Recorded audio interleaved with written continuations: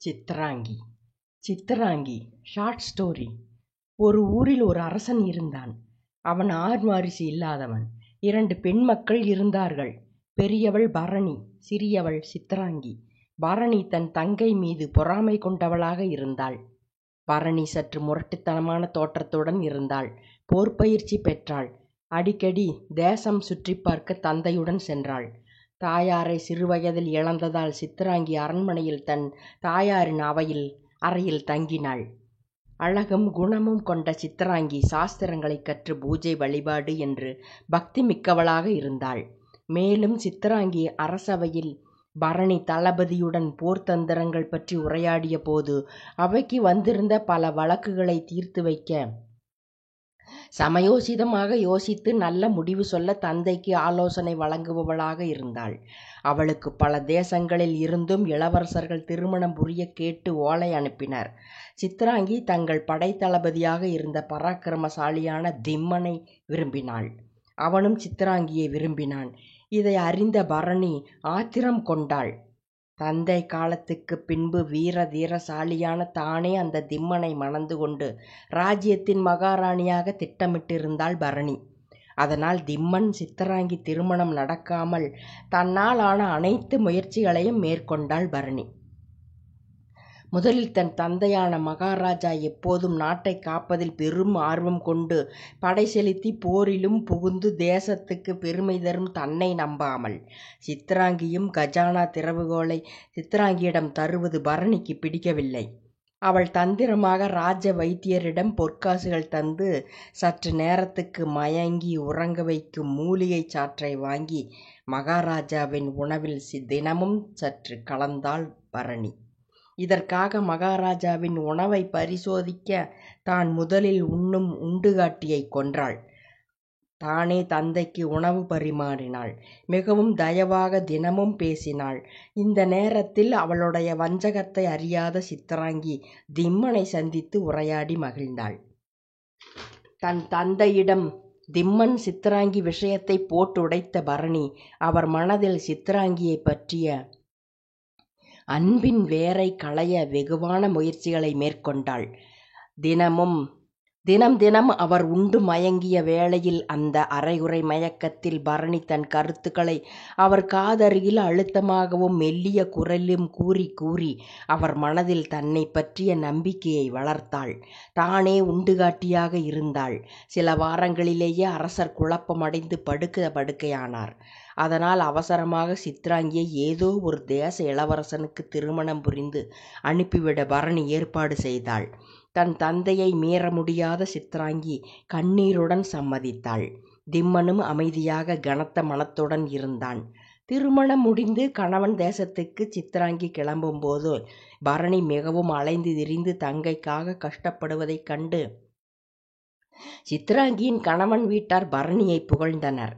மகாராஜாவிடம் ஆசீர்வாதம் பெற்றுவிட்டு மணமக்கள் கிளம்பிச் சென்றனர்.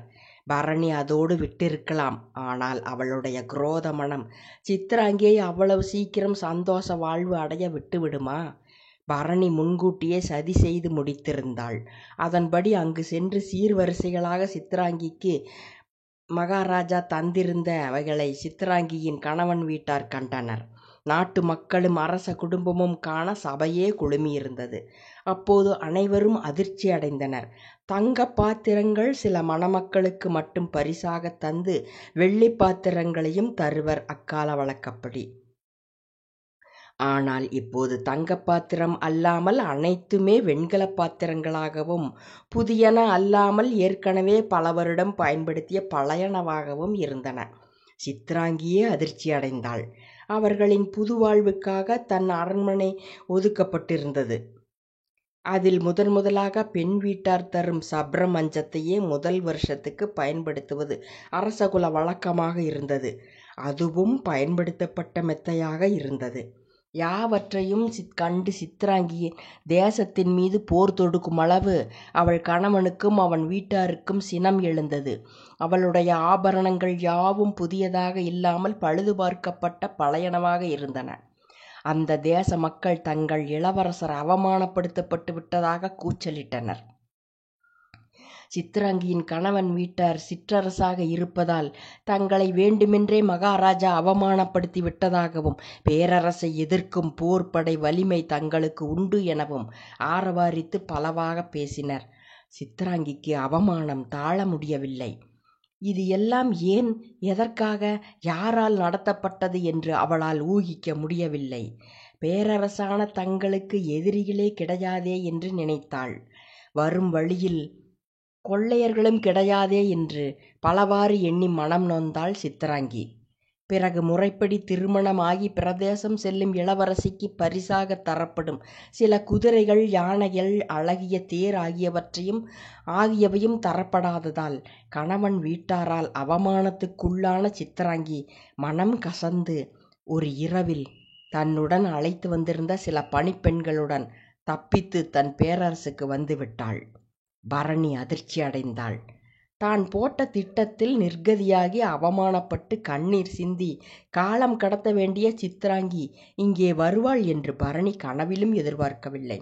சித்ராங்கி அமைதியாக தன் அறைக்குள் சென்று விட்டாள். சித்ராங்கியின் கணவன் போர் தொடுத்து வர திம்மனும் பரணியும் வழக்கம்போல் திறமையாக போரிட்டு முறியடித்து அந்த தேசத்தை தங்கள் தேசத்தோடு இணைத்தனர். ஒரு நாள் பரணி சித்ராங்கிக்கும் திம்மனுக்கும் திருமணம் தானே முடித்து வைத்து கைப்பற்றப்பட்ட அந்த சிற்றரசை பரிசாக தருவதாகவும் இருவரும் அங்கே சென்று வாழலாம் என்றும் கூறினாள். அப்போதுதான் சித்ராங்கிக்கு மெல்ல தன் தமக்கையின் கீழ்குணம் புரியலாயிற்று. தன் சந்தோஷங்களை தடுத்து தன் துக்கத்தில் ஆனந்தம் கொண்டு தந்தையை நோயாளியாக்கி இத்தனையும் செய்தது எதற்காக என்று தீவிரமாக யோசித்தாள்.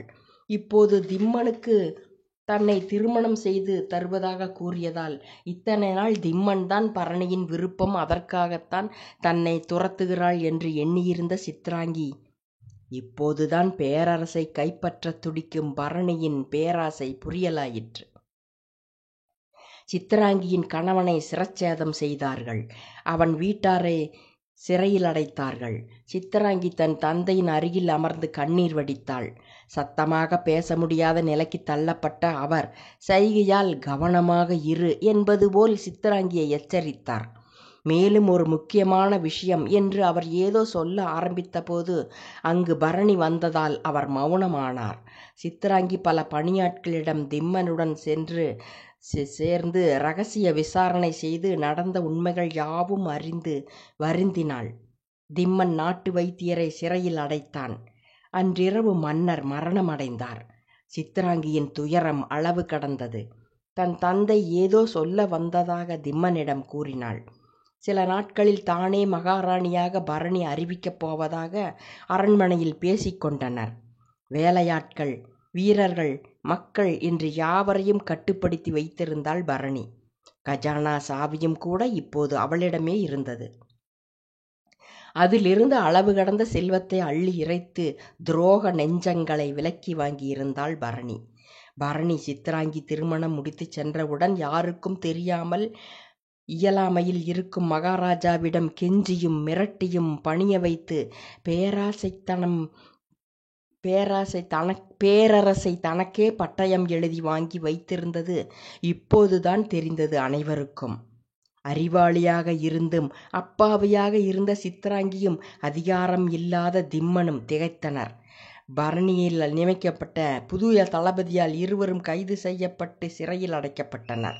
அப்போதுதான் சித்ராங்கி ஒரு விஷயத்தை சிந்தித்தாள். அரசகுல வழக்கப்படி ஆண் வாரிசுக்குத்தான் முடிசூட்டப்படும். ஆண் வாரிசு இல்லாமல் பெண் மக்களானால் கடைசியாக இருப்பவளுக்குத்தான் அரசுரிமை தரப்படும்.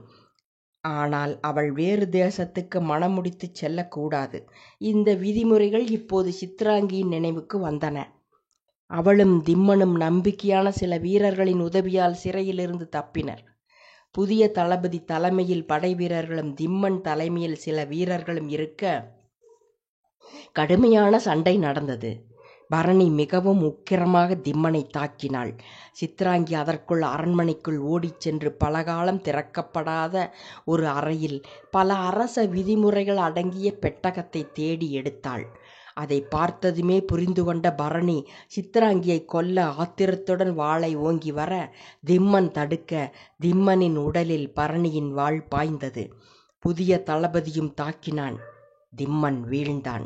சித்ராங்கியிடம் நெருங்கிய பரணியை தடுக்க தன் கடைசி முயற்சியாக தன் குருவாளை வீசினான் திம்மன். பரணியின் கழுத்தில் பாய்ந்தது குருவாள். பரணியும் திம்மனும் இறந்தனர். ராஜப்பிரதானிகள் அங்கு வந்து சித்ராங்கியை பாதுகாத்தனர். ஒரு நல்ல நாளில் பேரரசின் மகாராணியாக சித்ராங்கி முடிசூட்டப்பட்டாள். அப்பாவியாக, அரண்மனை விட்டு எங்கும் செல்லாதவளாக, வெளியுலகம் தெரியாத, அரச குடும்பத்தில் பிறந்தும் பிறரின் தந்திரங்களை அறியாதவளாக, பக்தி மிகுந்த குணமுள்ள சித்ராங்கி தன் தந்தை, திருமண வாழ்க்கை, திம்மன் யாவற்றையும் இழந்து தன் வாழ்வின் மறுபக்கமாக முழு நேர போராளியாக மாறிவிடத் துணிந்து தன் அரச பதவியை ஏற்றுக்கொண்டாள். முற்றும்.